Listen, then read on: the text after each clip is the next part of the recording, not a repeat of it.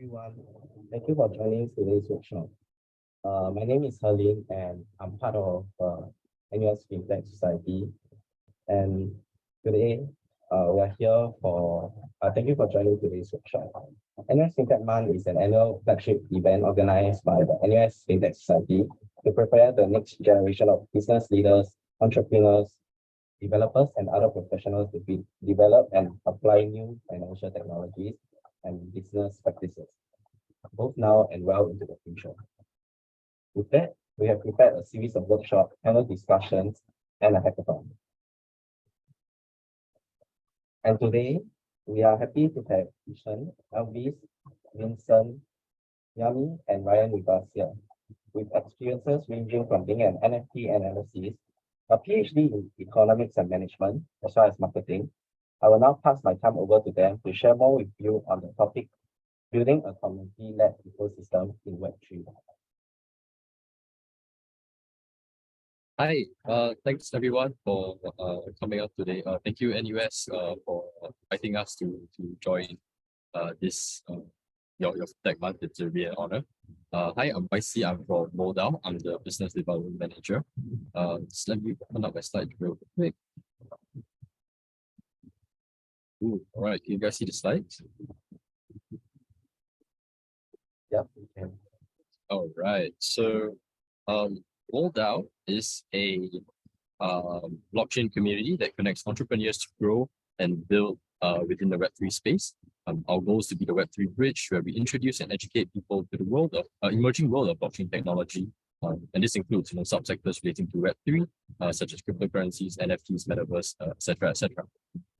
We believe that all individuals have the right to be empowered and their potential realized and maximized, and that having a lot of connections and resources should not stop anyone from realizing their aspirations. Our mission is to build an interactive platform for blockchain enthusiasts to gain access to resources and build meaningful connections with like-minded individuals. So this is done through regularly hosted events, both offline and online, where different parties can connect and learn from each other and potentially work together. So this includes early stage projects, VCs, Web2 developers, Web3 curious users, and many more. So as Moldau is a community-led project, so to speak, we have invited a few of our community partners here today to come and share their experiences in what they have been doing, like building a community-led ecosystem within the Web3 space. So today we have Elvis, the co-founder of Hamster, Vincent, the co-founder of Flux, Yami, co-founder of Contentify, and we have Ryan, the community manager of Mirror World, who will be joining us slightly later. So first I'd like to invite Elvis from Hamster. Could you please introduce yourself, what do you do and what does Hamster do, and a little bit more about how you guys are working with your community. Yeah, sure. Hi YC. Hi everyone. Thank you for having me or having us in this panel. Yeah, firstly, a little bit about myself. My name is Always Toy, and I have worked in crypto already 5 years. Me myself is a PhD in economics and have the master in computing science. I have worked, our project is Hamster. The name is very cute, and it's a one-stop developer toolkit, which enables all the Web3 developers and Web3 teams to develop the Web3 projects from the very beginning to the end, which means they can, for example, write their code template. We provide different code templates, and they can complete the build and test as well as the deployment. We're using our RPC services, and all the way till that's the maintenance and operations. So yeah, so we are like a multi-chain project, multi-chain focused project, which we run in the SaaS mode. And currently our community is around 4,000 people, and around 1/4 of them are developers and development teams. And yeah, that's it. Thank you. Right, thank you, Elvis. Next, I'd like to invite Vincent from Flux. Yeah, hello guys. Thank you for invitation to be here, and I'm just glad to firstly to give you all of your introduction of myself. And my name is Vincent, and I used to study at National University of Singapore, maybe just 3 years ago. Yeah, now I'm the co-founder of Afflex Incubator, and Afflex Incubator, you can see that it's a Web3 incubator. We are based in Singapore and with branches in Germany and in Denmark and in the USA. And Afflex was just initiated by the incredible venture capitals and some investors and some entrepreneurs and also some American university professors and doctors and so on. Yeah. And currently, there are more than 300 blockchain projects and more than 100 venture capitals just in our ecosystem. And we already have more than 150,000 community members in the Afflex incubator. They are always just focused on the Afflex to see more information from just Afflex. As you can see that Afflex mean the never to end up this to end the flow, and we just empower more early projects through active resource flow and also to customizate surveys throughout the life cycle. And we also support project development with a diverse and extensive resource network. And we will provide all those members with all this research that we can do for them. Yeah, thank you for everyone. Right. Thanks, Vincent. Next, I'd like to invite Yami from Senpai. Hi everyone, it's amazing to be here. Yami is here, and thank you Model and NUC for inviting us and all the audience tonight. So I'm Yami, and the co-founder at ContentFi. ContentFi is a Web3 early stage startup that provides infrastructure for creators, brands, communities, and their IPs. So my personal background is to help business go global, whether it's in Web 2 or Web 3. So I have over 6 years specializing in marketing and communications. That's all. Thank you. Thank you, Yami. I guess I'll start off with you then for the first question as we dive into what it means to be building a community and ecosystem. You mentioned that you've been doing marketing for 6 years. Are you able to share a bit of the differences that you've seen in terms of community management in the Web2 space and the Web3 space? Yeah, sure. There are a lot of, I would say like in order to answer this question, I would have to say it has a lot of in common, in fact. But if you have to go through about the differences, in my opinion, the definition of community isn't that new to all of us, but the mindset of managing a Web3 and Web2 community can be quite different. So in fact, in Web3, we should stop using managing because it's an organic network of like-minded people, like gearing up to contribute towards the same goal. And it's a long-term goal because Web3 is still at an early stage. So that's why we don't have community manager in ContentFi, which means in our team, right? And we prefer evangelists. So of course, if you ever manage a Web2 community, you may notice that it's around a product or service.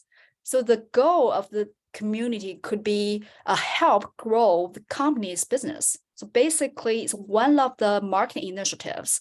So I think Web3 community building mindset and system can also benefit that. However, I think all the customers or clients or users are smart enough to know if you're selling or really provide value. So maybe we should stop managing Web3 community and start to build.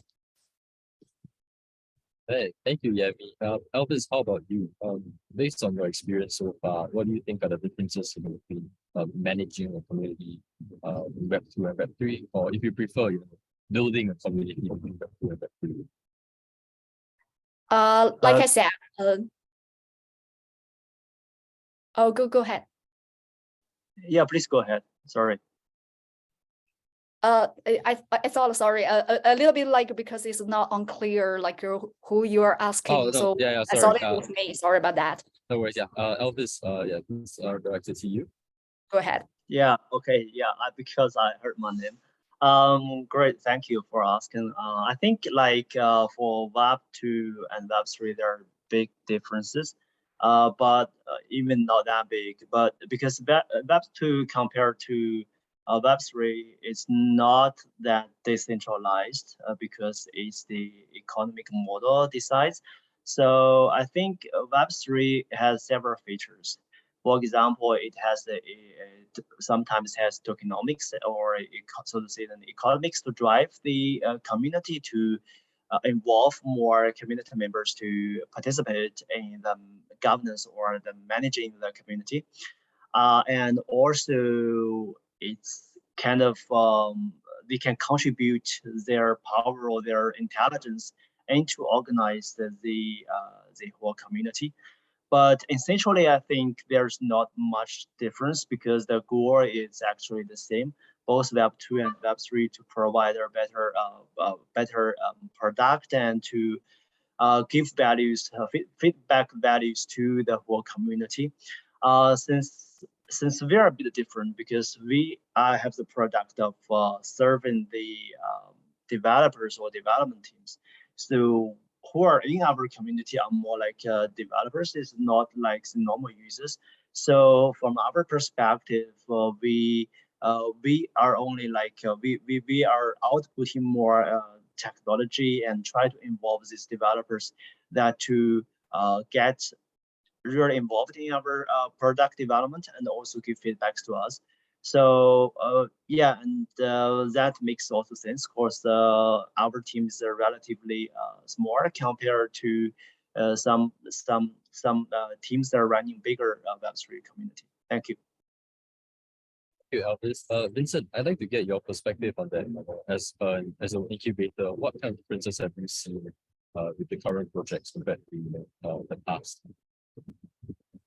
Yeah, actually, just from my side, I think maybe the Web3 community just will be more diverse. I think community members have their own, entrepreneurs project on their own research tracks. So yeah, they will have different views on the topics. So if for me to manage a Web3 community, we need to meet their favorites and to get everyone to discuss the topic, and at the same time to promote the corporations or members in this community, just to let all this resource just flow. And this is a characteristics of Web3 community, and everyone is for the corporations. So management should be more decentralized. And when it comes to the Web2 community, I think there will be more centralized. And to manage the Web2 community, we don't need too many interesting ways. So we just to unifying everyone's idea and to promotion the community members to act according to the arrangement of the managers. So that's what it's more centralized, Thank you, Vincent. And I'd just like to lean into that. Yes, you mentioned that Web2 communities are more centralized. I guess my question would be, why would the decentralization part be important in Web3 for the communities and especially in fintech, in the fintech industry? But I think also the management of the Web2 community is much more simple. But I think the innovations and creations diversity just brought by the Web2 community are also very lacking. So, and the venue is difficult to gather and flow. Yeah. Right. Thank you. Thank you. Yeah, I mean, what about you? Why do you think community is especially important in Web3 and fintech? I understand earlier you mentioned that there are a lot of similarities between Web2 and building a Web2 and Web3 community. But as the world transitions into a Web3 world, why would communities be especially important in the fintech space? Yeah, I mean, I've been thinking about this question since the first day I officially joined Web3. Because I got asked a lot of these questions, like what is the difference? Why is it so important in Web3? I guess one of the major reasons would be a lot of the Web3 ideas, or let's say startups, are at a very early stage. Sometimes they don't even have a product or service ready. I mean, on this stage, like what you can actually do is to start to build and foster your community.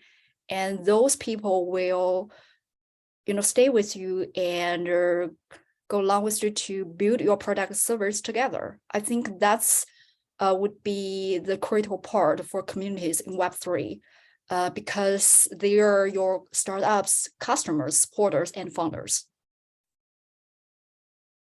Right, So, thank you. yeah. Yeah, no, please, go on. Yeah. And we always heard about like Web3 is the future of the internet, right? So if it's a future, you need people to stay with you. That's what really community really means. So everything is people first, right? Yeah. All right. Elvis, how about you? Why do you think community is especially important for the fintech space moving forward? It's a question for me, right? Yes.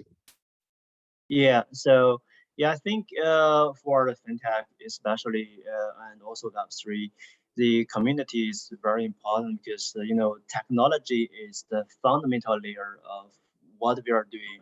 But community is actually, I will name it as an accelerator because technology or your idea or your product decides who you are and what you are providing. But I think with a good community, it decides how high or how far your project could reach. Especially, with fintech, it's actually a combination of technology as well as the financial concepts. So community is super important. It really decides who you will be. And, yeah, from this perspective, I think community is super important, and we have to focus on like developing a very healthy and very big community, which could motivates our development team as well, that to provide a better product. Thank you. All right, thank you. Elvis, so you mentioned that developing a healthy community is important for a product, right? Are you able to share a bit more about your experiences, challenges that you face while building the hamster community during this time? Yeah, sure. I think managing a Web3 community, it depends on which phase you are, because for the startup projects, running a community is a bit different with the product that's already run, for example, over 2 years. So I think as a beginning, it's very important that try to attract more people to pay attention to your project and also to contribute in your community. And afterwards, it's more important that to manage this community members, that for them to, for example, in a referral program, that they could introduce their friends and also their friends to join to contribute together. Yeah, important is you have to be very clear with the different strategies at different phases. And second is to be always with the the community oriented. So you should as the team, you should always thinking about to contribute, to bring value to the community.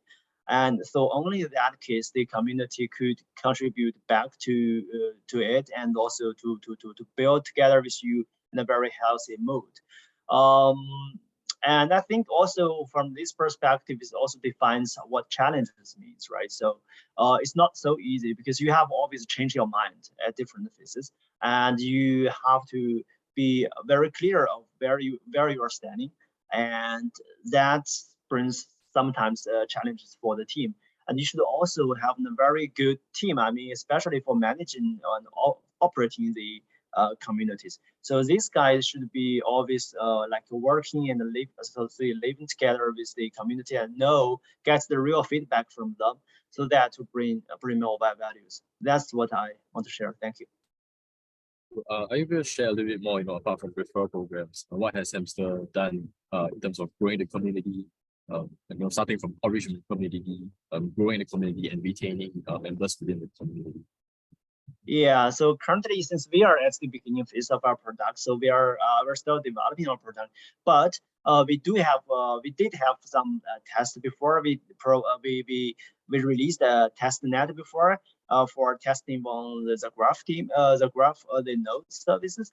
And for that one, we contacted several like QLs and also with their community, and we really bring some benefits for them.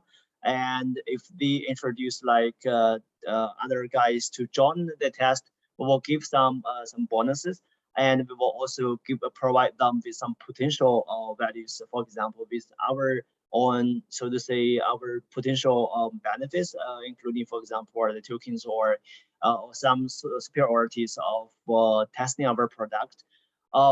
Yeah, that's what we did before. And this year we do have some plans, but since they are still at the designing phase, so I think I could share next time with more details. Thank you.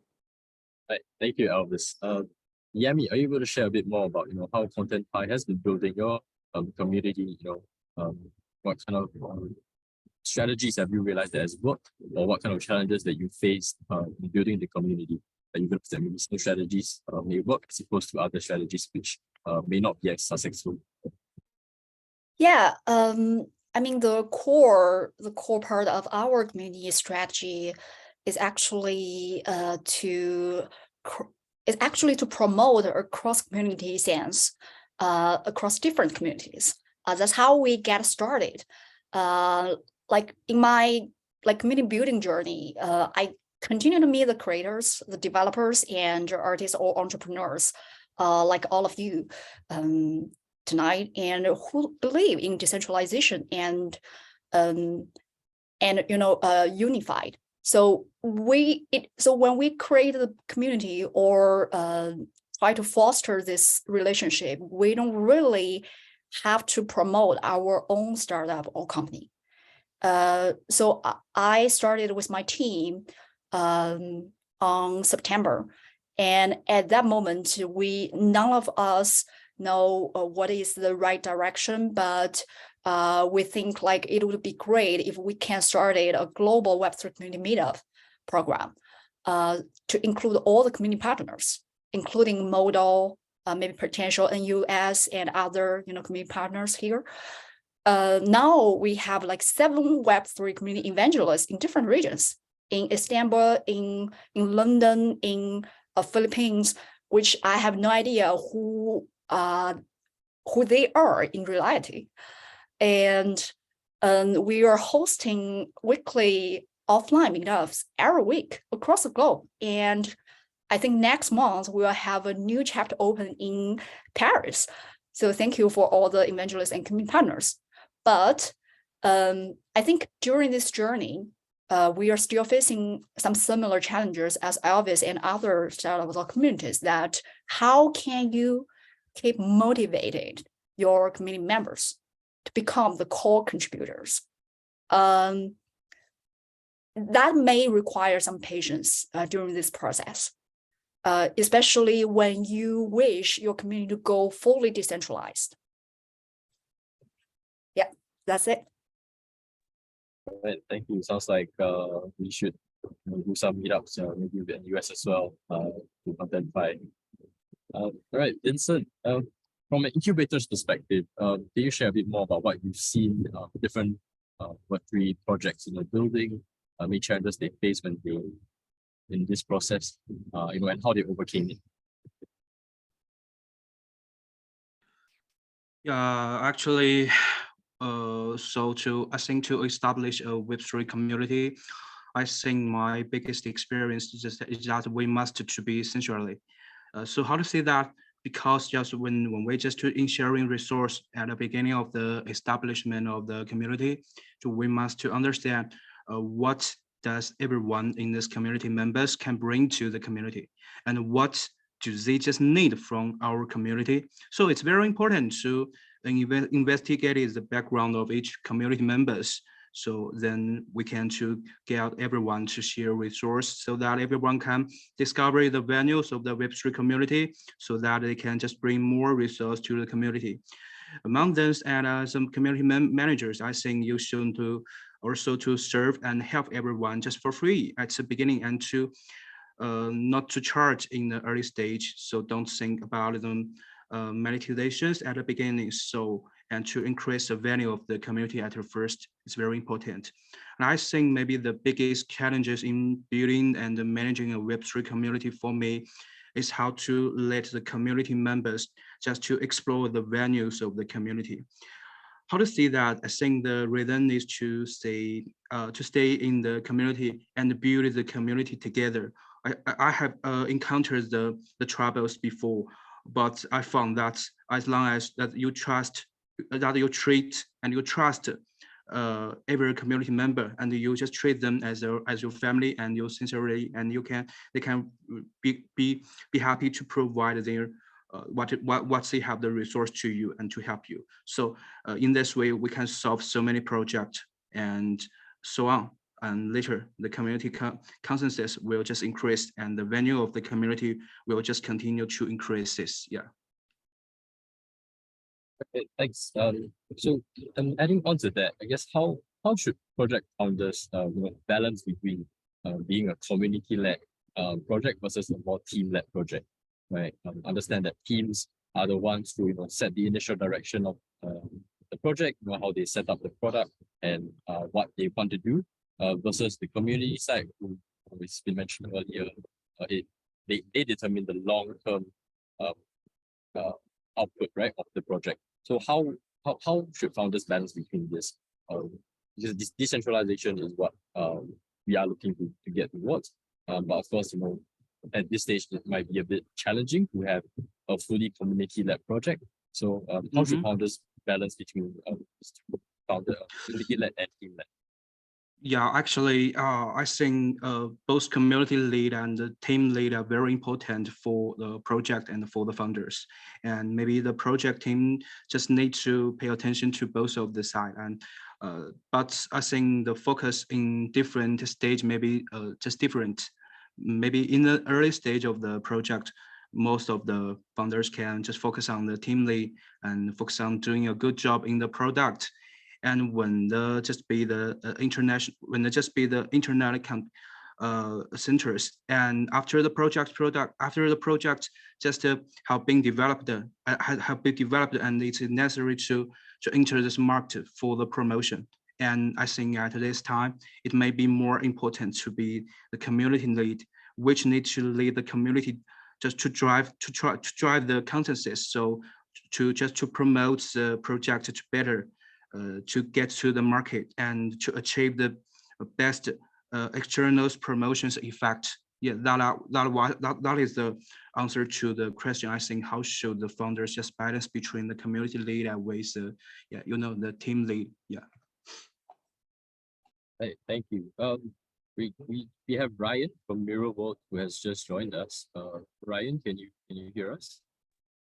Yeah, I hear you guys fine. Sorry I'm late. I'm having trouble actually connecting to the Zoom. It seems to work with a VPN though, so that's all right. So yeah, I'm presenting myself from Taiwan now.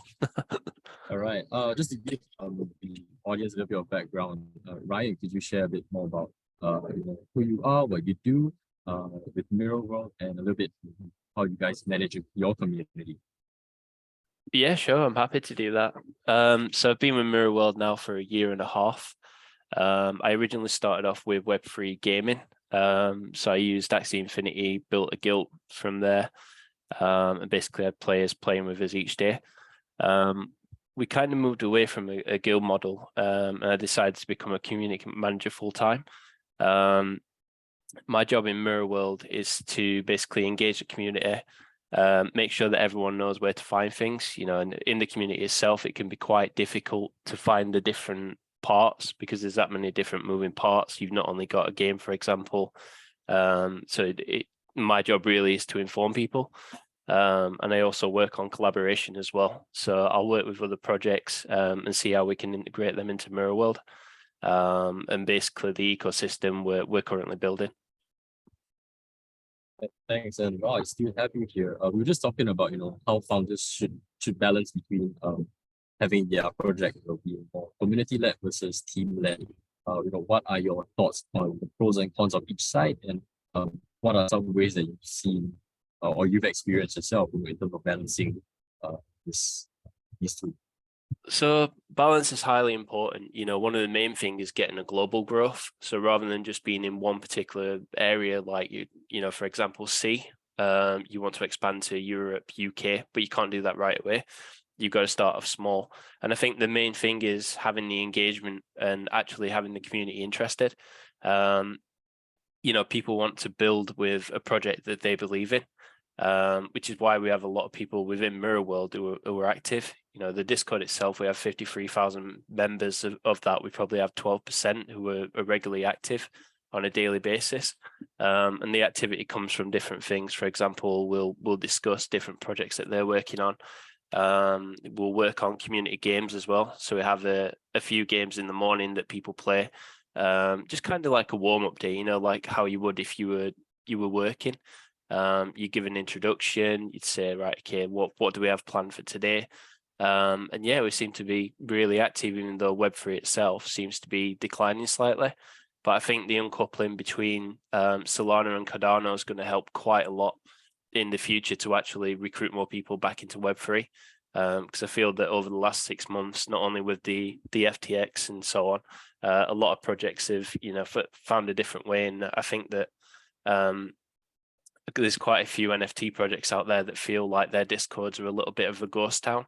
I don't know if you guys agree with that, but I'm sure that the activity will come back over time. I'm pretty proud that Mirror World, you know, we still have a working community with definitely a lot of people still active in there too. Thanks, Brian. You're welcome. Elvis, how about you? What do you think? You know, how should founders balance community-led versus team-led as you approach as a more decentralized manner? What are some ways that they should balance this? Yeah, so yeah, let me just brief it. I mean, from my perspective, I think for the product structure and all these stuffs, so the key points of the key features of the product should be like always like a team led, and also when the project is at the beginning phase, it's very important to keep the team as the core of as the decision made position. And as the projects growing bigger and bigger, as the other friend said just now, I think it will involve more and more communities, because you know the team itself could always make mistakes if we are growing faster and bigger.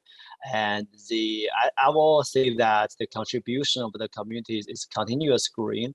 I think the balance between the community-led, also to say the team-led, is always depending on which phase you are standing, and also depending on the features. If it's a feature, for example, not the product feature, but for example, a question like how should we develop the market, for example, you should always listen more to the community and to involve more opinions from the community. Thank you. All right, thank you, Elvis. Yami, how about you? Do you have anything to add on to that? Yeah, I totally agree with Elvis. Like, it really depends on the current stage you're at. And for example, if you're at early stage, you probably need to start with the team-led development to increase the efficiency. And of course, you have to define the goal. Like, why do you want to, or what kind of achievements you want this community actually can achieve in certain time. But I do want to remind some of my fellows here, I always keep reminding myself that I'm just the member of this community, and I have to be aware of the ego, because if you came from this path, perhaps in the near future, you probably will face certain questions like people will only follow your words. That could be something you need to be aware. And when the foundation of a community is built in the later stage, I think it's the time to community-led growth along with a system that fits in your community. I think it's a process, not a solution or result. And this process will keep evolving. Yeah, I've got to agree with you as well, Yami and Elvis. You know, that is kind of what we're seeing more of in and that's probably what we'll see in Web3 in the future. You know, by 2025 is when they say that Web3 will be mass adopted. So we've only got another 2 years really before, you know, all guns are blazing really. Yeah, and whether it's a bullish market or a bear market, the community will be always there. It's just the decision if you want to join or not. Yeah, I just think that founders need to release the project a bit more to the community. It feels like, as you said, team-led in the start. They then need to obviously offer that out to the community, and then the community themselves will become like a macro level and just run and work themselves. Rahil's got his hand up as well, so I'll stop speaking for a bit. Hello. I heard a suggestion that initially the project should be team-led, and with the time being, the project should move to the community-led. At what time the project should move from the team-led to the community-led program? Means there should be a gesture that now it is the point that the project should move to the community-led program. What I have experienced that most of the projects, what they do, they develop the projects and then they developed a governance system. They let the community to engage in the governance. Like if someone wants to get into the governance, they should hold the governance tokens or participate in such events. When they have stakes in the project by holding some good amount of tokens, then they can participate in the governance. It will be a moving step for moving from the project, from the team-led to the community-led project. It should be the way to move from this step, or how do you suggest, as Elvis said, that initially the project should be team-led when the product is developed, then moving to the community-led. I would heard about this step. How should be the moving transformation steps in this? Rahil, I'd love to answer that question if that's okay. Sure. One of the things we're trying in Mirror World is we're trying what we call the Guardians program. So it's basically taking people who have different skills within the community and leveraging them for them. So giving them exposure, market exposure, other things as well, to basically help them progress not only as a member of the project, but as an artist in general. So for example, we'll have someone in the community use a business development role. So they'll basically use their talents to, for example, recruit collaborations for the projects, other things like that too. And basically they'll earn a level of token based on a weighted reward. So rather than everyone having a blanket of, you know, I own 500 tokens, therefore I've got 500 tokens in the DAO and governance, it gives people a higher leverage of weight based on what they do in the community. And then that way you're rewarding the actual people in the community rather than just holding people who hold and diamond hand you NFTs and tokens. I think that's what we're seeing a lot of at the moment. And it can be a problem is people holding too much or people getting in to flip them early. You know, for example, your NFT project launches, everyone's happy, but then you get people flipping straight away. So they're taking your project, they're putting the price up and then they're dumping it on everyone else. And then that just leaves a sour taste in the rest of the community. That's not what you want, but you do need that level of, you know, you need that level of trade really to keep the NFTs at an acceptable level, that people see value in them and don't want to, you know, walk away from the project and try something different. I think we're always going to find that in Web3, and how we come away from that is what's going to really evolve the space. Thanks, Rahil, for your question, and thanks, Ryan, for your answer. This next question I have for this speakers here is that what is your opinion or what are your thoughts on the effects of the difference in marketing between Web2 and Web3 strategies to build communities? Ryan, would you like to get us started? Yeah, sure. So Web2 marketing, it kind of plays into the role of the different growth campaign tools. For example, Carve, Galaxy, just to name a few. Linkfree, obviously, there's other ones too, like Questfree. These particular tools do merit a lot of growth quite early, but the issue is that we're getting a lot of botted accounts. Obviously, these particular tools are trying to clamp down on that. But I think that Twitter itself, which is one of the the best Web2 platforms out there to market a Web3 product, are seeing these sort of issues too. Elon Musk, for example, he's got millions of followers, no guarantee that they're real people. But it's kind of coming away from that. I have so many followers, therefore my social leverage is this. We kind of need to move away from that and just have it so that people are actually genuine. You may have a small community, but you have a genuine set of builders. You might have 1,000 people, but 600 of those are active, and they're actively producing and creating product and shipping it for you. That's where we need to be. Thanks, Ryan. Vincent, what are your thoughts about that? Having a more, instead of focusing on just vanity metrics, but having a strong actual user base versus how different Web2 strategies work. What are your thoughts on this? I think for about this one question, I just want to listen to others to speaker to share about their maybe some thoughts. Yeah, after that I will just maybe to tell something. Sure, no problem. Elvis, would you like to chime in on this? Yeah, sure. Is the question like the effects of marketing Web2 and Web3? Yeah, the different effects of marketing strategies for Web2 and Web3, because I guess they are quite different strategies. Yeah, if I understand it correctly, I can understand actually in two aspects. So first is like is a question like for if we are running the Web2 project, if we are promoting our projects or our product, what's the difference compared to that we are running a Web2 project? I think Web3 is really like as a topic of today, like community-led. And Web2 is more centralized, when we posting something or do some marketing, it's like you're speaking and you're trying to hope that more people will come to listen.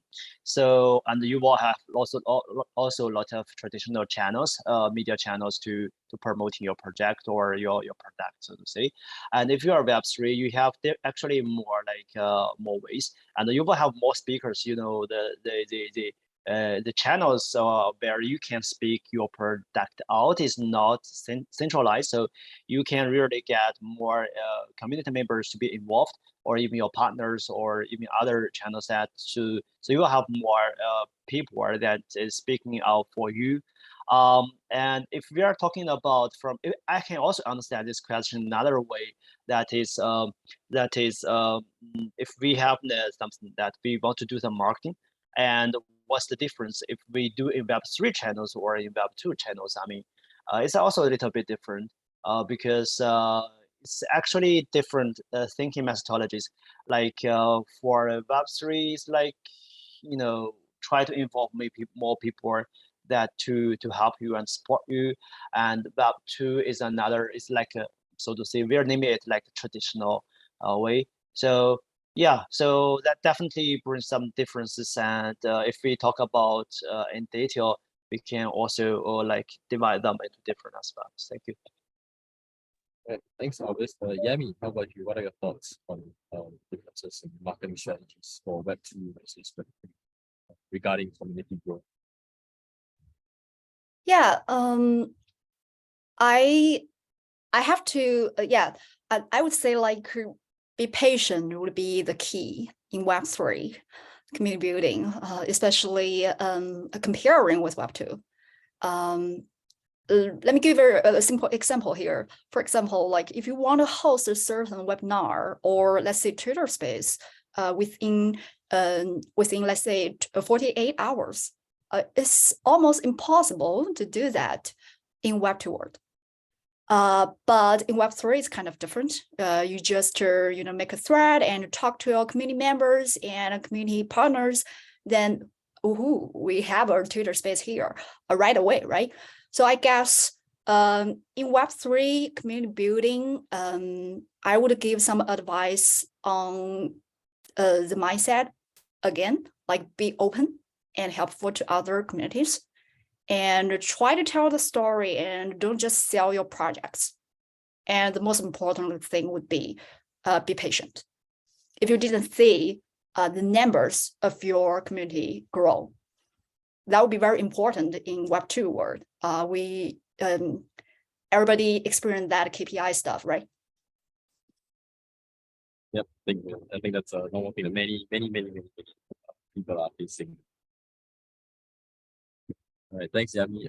All right, Vincent. So, what are your thoughts on, I guess, what the other speakers have shared about this? Yeah, actually, I think maybe for me, I think the Web2 product, if I just to make a Web2 product, how do I think to make it to the market? I think the strategy is maybe I think is more generally is the product orientation. The product is very good enough to attract enough users to use the product. But I think the product strategies for Web3 much more than the product is not the most important. I think the most important is to telling story. Yeah, the product is not to maybe you needn't to be very good and not to be excellent, but you have to tell the story and to make everyone just believe in your product that they can to earn a lot and they can to share from this product. So I think that's the biggest difference between the Web2 and the Web3 product, which is a way to go to the market and about the strategy. Yeah. Right. Thanks, Vincent. So I guess just to summarize on that part, I guess the Web2 marketing strategy, a lot of this is top down, right? From the companies, spreading out the information regarding their product to and hopefully reach a community. Web2 approach. Yeah, that's the Web2 approach. And the Web3 approach would be a bit more bottom up, right? You're growing your community, but yes, right, you do have your product in mind, but you're focusing on community first and looking for the right people who are looking to build your project with you essentially from the ground up. So what I'd say is that, you know, the actual marketing itself is important in a way, but the product's the most important bit, and the lore. You know, Vincent's right, the actual lore and why you actually invest your time into it. You know, time's the greatest currency at all. So we need to make sure that our time's valuable and it's used wisely. And I think that's where a lot of things get lost, is the fact that, you know, you feel like you do too many. You can't be working on 6-7 different communities. You've got to dedicate yourself to one. And I think that's what the fight between Web2 and Web3 will be. It'll be the case of, you know, do you want to order a Starbucks coffee, or do you want to order a fair trade coffee that you also get an NFT for example? So it's kind of a way of, what can I gain from this? There's always something in the back of the mind saying, what do I gain out of this? And why am I spending my time? Right. Thanks, Ryan. We're just a bit more conscious on time. It's the last question I have for each of these speakers. Could you give, one piece of advice on building a community that's ecosystem for budding entrepreneurs or existing project teams? Yami, I know you shared about being patient and all. Do you have any other advice that you'd like to give with these budding entrepreneurs?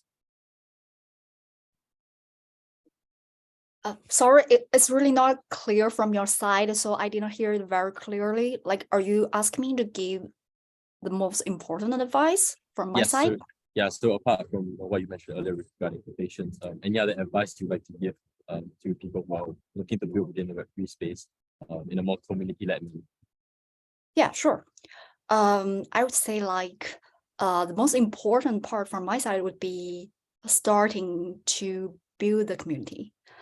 Which means go out there and get your hands dirty and building. Right, thanks, Yami. Elvis, how about you? What would your advice be for people who want to build a community-led project? Yeah, I do. I think as I said, like especially for the new startups, you have to always to guide how you are developing your community. And I think so also very important, as Yami just said, just to start building. And also second is you have to always select the guys who has the capability of organizing the community, because if you have selected the wrong guys or guys who is not sufficient knowledge or a capability of organize the community, it will makes everything like in chaos, right? So, and the third thing is I think to really get the community involved, and you have always the balance between the, so to say, democracy and the democracy and the so to say the non-democracy stuffs. And these are three advices what I will say to the new startups and entrepreneurs. Thank you. All right, thanks, Elvis. Vincent, how about you?